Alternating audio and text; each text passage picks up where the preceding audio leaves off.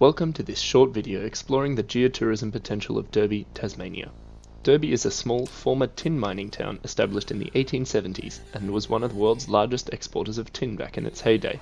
The last mine shut down in 1948 and the town's population dwindled until 2015 when mountain biking trails were built in the hills behind the town. The trails are now world famous and the town is considered to be Australia's mountain biking mecca. One thing that the trail system lacks, however, is any meaningful information about the mining history or the geology of the area, even though the trails are heavily based around the granite outcrops and in many cases named after mining processes or miners. The goal of this video is to provide basic information on 3 potential geotourism sites on the existing trail network to provide additional value to the trails in that area.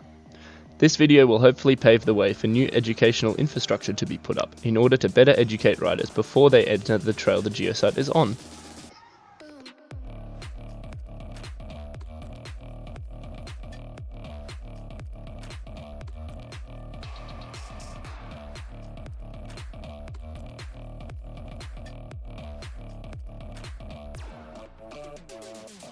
Visitors to the area, mainly mountain bikers today, are already undertaking geotourism, whether they know it or not.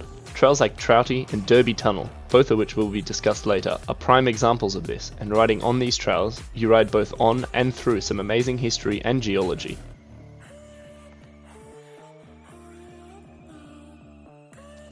The geology surrounding the area, mostly Devonian-era alkali felspar granite and quaternary sands, is reasonably common and unremarkable on its own, but the transformation caused by the mining in the area has reshaped the landscape and created impressive geographical features.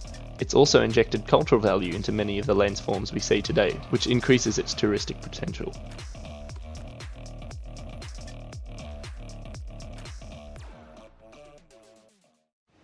Behind me is the famous Derby Tunnel. Finished in 1888, it was used to transport mine tailings from the valley to a dump point at the other end. Now you can ride through it. Let's go have a look. Cut through the granite over the course of 3 years, it was created due to a dispute between 3 rival companies.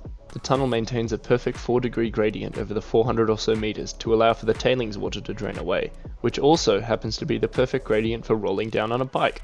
In 2019, the tunnel was refurnished and lights were added to allow mountain bikers the unique experience of riding in near total darkness. Unfortunately, unless you try and research the tunnel yourself, no information is available at the tunnel entrance nor at the signs in the car park. A site this odd, special and steeped in history should be actively promoted, and riders will benefit from learning about the origins of the tunnel and the composition of the hill the tunnel cuts through. The start of the tunnel forms a natural point where riders regroup before riding through the tunnel together, meaning it would be the perfect place to add a series of signs discussing the history of the tunnel and perhaps even include a map of the mines that the tunnel serviced all those years ago. Now, let's move on to our next geosite.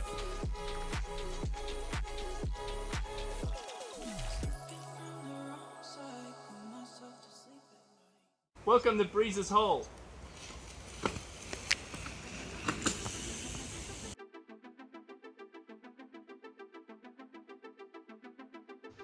This lake is the result of decades of hydraulic mining for tin, where high-pressure water and explosives were used to separate soil and rock from the valuable metal. For years, the mine was the largest producer of tin in the state, before the Cascade Dam that supplied the mine with water burst and flooded the pit. This, combined with lower prices and lower yields, spelt the end for the mine and the town's boom. The slope to the right of the trail is the face that was being actively mined, and used to look like this photo. Now, the new mountain bike trail and regrown vegetation have totally changed the character of the area. This mining did not only uncover tin, it also unearthed well-preserved fossils, including excellent specimens of wood, leaves and fruit.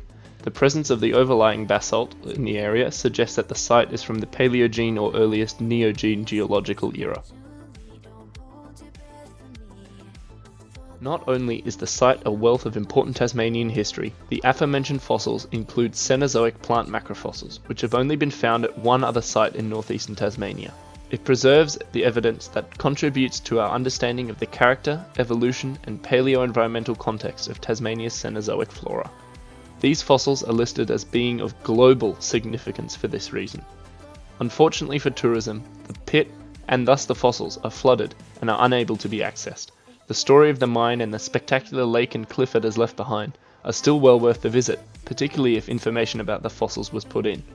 The mountain bike trail you see here snakes its way around the lake, with picnic benches every so often, which would be the perfect places to add some signs recognizing the importance of the mine, both culturally and scientifically.